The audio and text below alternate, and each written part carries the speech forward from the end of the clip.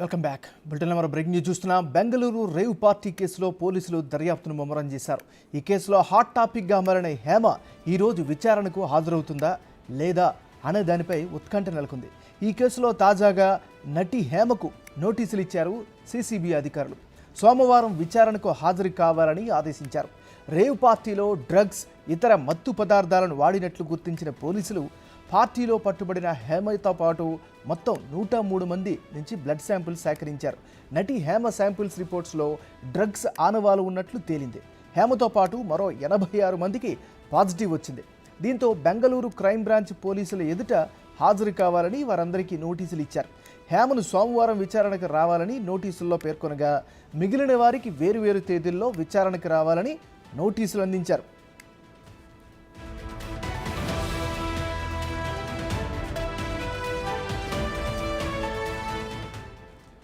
Bengaluru rave party కేసులో నేను పాల్గొనలేదని నటి హేమ మొదటి నుంచి చెబుతూ వస్తున్నారు. అయితే పోలీసులు మాత్రం పార్టీలో హేమ కూడా పాల్గొందని, ఆమె నుంచి బ్లడ్ శాంపిల్స్ తీసుకొని పంపించామని చెప్పారు.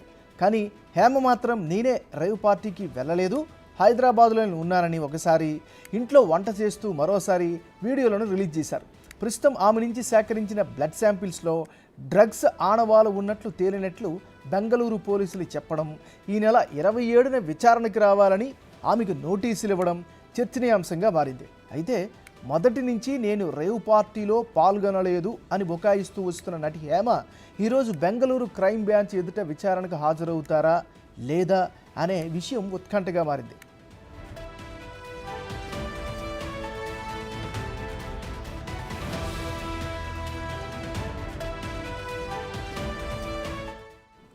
మరోవైపు బెంగళూరు రేవ్ పార్టీలో తాను లేనని అంటున్నారు నటి హేమ. తన పేరు బయట పెట్టిన బెంగళూరు పోలీసులతో న్యాయ పోరాటం చేస్తున్నానని తెలిపారు. తనపైన వస్తున్న ఆరోపణలపై ప్రస్తుతం లీగల్గా ఫైట్ చేస్తున్నానని చెప్పారు. తన పేరు బయటికి రావడం వల్ల తన కుటుంబం చాలా బాధపడుతోందని హేమ తెలిపింది. వీడియోల్లో చూపిస్తున్న వైట్ డ్రెస్ అమ్మాయి తాను కాదంటూ చెప్పుకొచ్చింది. గతంలో ఎంతోమంది అమ్మాయిల కోసం ఫైట్ చేసిన తాను నా కోసం ఫైట్ చేయకుండా ఉండలేనని హేమ తెలిపారు. త్వరలోనే అన్ని నిజాలు ఆధారాలతో సహా నిరూపిస్తారంటూ హేమ ఛాలెంజ్ చేశారు. మరి ఈ తరుణంలో హేమ విచారణకు హాజరవుతుందా, పోలీసుల ఎంక్వైరీలో ఏం తేలనుందో అనే ఉత్కంఠ కొనసాగుతోంది.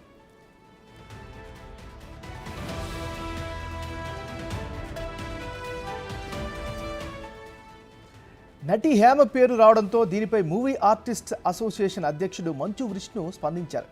కొన్ని మీడియా సంస్థలు, వ్యక్తులు హేమపై నిరాధారమైన ఆరోపణలు చేస్తున్నారని తెలిపారు. నిర్ధారణ కాని సమాచారాన్ని వ్యాప్తి చేయడం మానుకోవాలని ప్రతి ఒక్కరిని కోరుతున్నారని తెలిపారు. హేమ దోషిగా రుజువయ్యే వరకు నిర్దోషిగా పరిగణించబడుతుంది అని చెప్పారు. ఆమె కూడా ఒక తల్లి, భార్య అని అన్నారు. వదంతుల కారణంగా హేమ ఇమేజ్ను దూషించడం అన్యాయమని చెప్పారు. అంతేకాదు మూవీ ఆర్టిస్ట్స్ అసోసియేషన్ చట్టవిరుద్ధమైన కార్యకలాపాలను ఖండిస్తుందని తెలిపారు. హేమకు సంబంధించిన ఖచ్చితమైన సాక్ష్యాలను పోలీసులు అందజేస్తే తగిన చర్యలు తీసుకుంటామని కూడా నొక్కి వక్కానించారు. అప్పటి వరకు దయచేసి నిరాధారమైన వార్తలను సంచలనం చేయకుండా ఉండాలని కోరారు.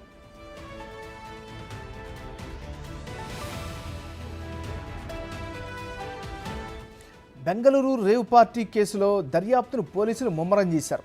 ఈ కేసులో ఇప్పటికే 5 అదుపులోకి తీసుకున్న పోలీసులు మరో వ్యక్తిని అరెస్ట్ చేశారు. కాకాని గోవర్ధన్ కారు స్టిక్కర్ వాడిన వ్యక్తిని గుర్తించారు. పూర్ణారెడ్డి అనే వ్యక్తి ఆ కారును వాడినట్లు గుర్తించి అతన్ని అదుపులోకి తీసుకున్నారు. రేవ్ పార్టీ జరిగిన రోజు పోలీసులు రావడంతో ఆ కారును వాడిన పూర్ణారెడ్డి కారును అక్కడే వదిలేసి ఫామ్ హౌస్ నుంచి పరారైనట్లు సిసిబి పోలీసులు తెలిపారు. గత శుక్రవారం సాయంత్రం పూర్ణారెడ్డిని బెంగళూరు పోలీసులు అదుపులోకి తీసుకున్నారు.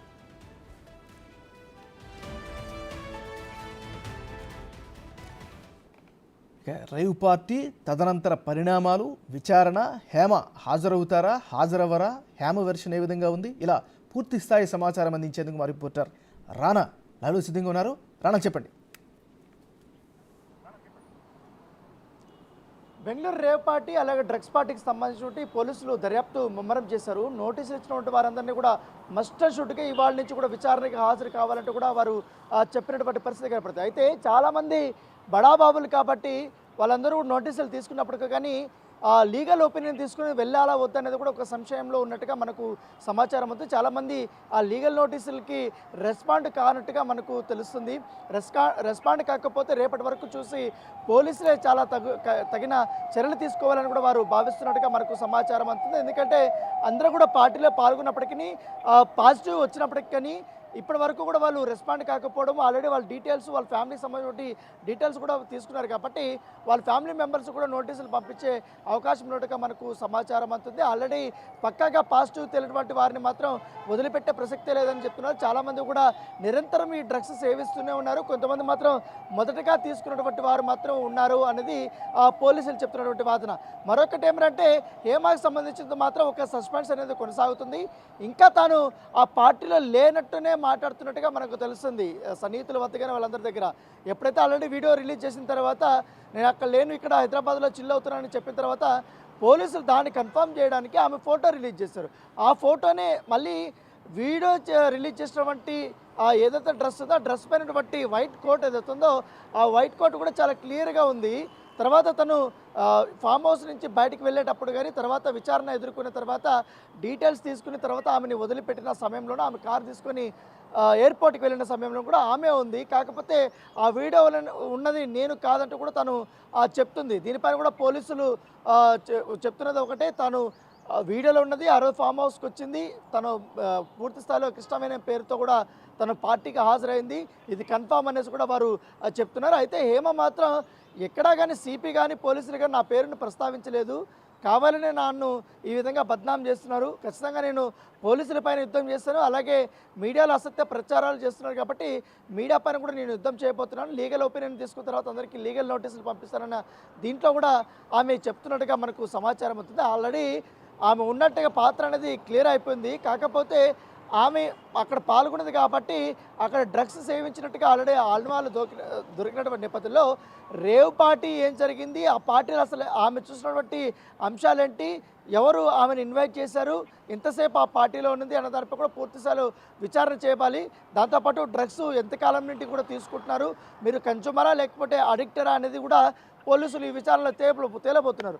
సో అయితే ఇవాళ కానీ రేపు కానీ మస్టర్ షూట్గా ఆమె హాజరు కావాలి. తను మాత్రం ఇంకా తన సన్నిహితుల మధ్య మాత్రం లేకపోతే మీడియా ప్రతినిధుల మధ్య మాత్రం ఫోన్ చేసినప్పుడు ఆమె ఒకటే చెప్తుంది, నేను ఎదుర్కోబోయేది ఒక వ్యవస్థల మీద ఎదుర్కోబోతున్నాను కాబట్టి చాలా కాన్ఫిడెంట్గా ఉన్నాను, నేను ఖచ్చితంగా పూర్తి ఆధారాలతో నేను ఒక ప్రెస్ మీట్ కూడా పెడతాను, కాకపోతే అంతవరకు కూడా నాకు డిఫేమ్ చేశారు కాబట్టి వాళ్ళపైన మేము లీగల్గా యాక్షన్ తీసుకోవడానికి నా లీగల్ టీంతో నేను సంప్రదింపులు జరుపుతున్నానంటూ కూడా తాను చెప్తుంది. సో ఏదైనప్పటికీ 2 వర్షన్స్ మాత్రం తను చెప్తూనే ఉంది.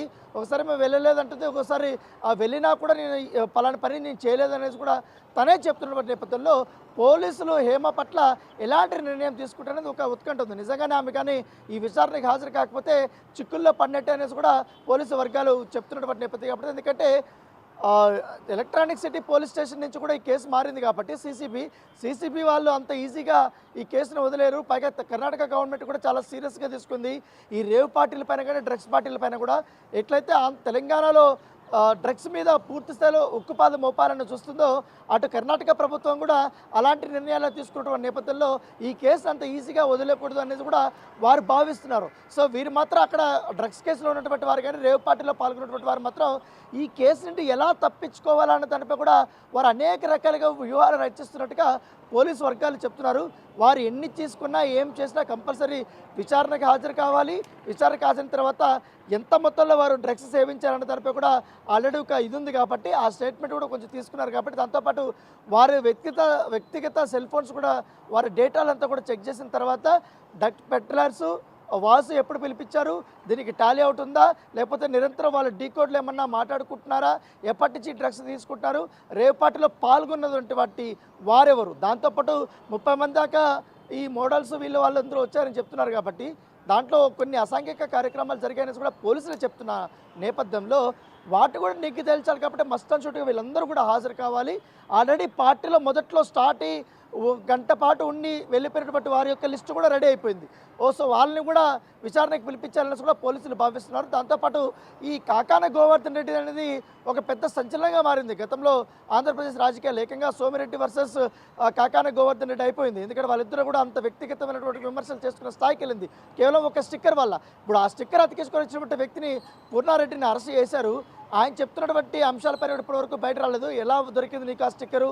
ఎందుకంటే ఎమ్మెల్యేకి 3 మాత్రమే స్టిక్కర్స్ వాడే అవకాశం ఉంది. ఆల్రెడీ 3 కార్లకి 3 ఉన్నాయనేసి గోవర్ధన్ రెడ్డి చెప్తున్నటువంటి నేపథ్యంలో ఇప్పుడు తను కూడా అరెస్ట్ చేశారు. కాబట్టి ఎటో తిరిగినా విజయవాడ, చిత్తూరు, బెంగళూరు, హైదరాబాద్ ఈ 4 ప్లేసుల చుట్టూనే ఈ కేసు తిరుగుతుంది. ఎందుకంటే ప్రధాన సూత్రధారులు విజయవాడ, తిరుపతి, చిత్తూరు జిల్లాకు సంబంధించిన వారే ఉన్నారు.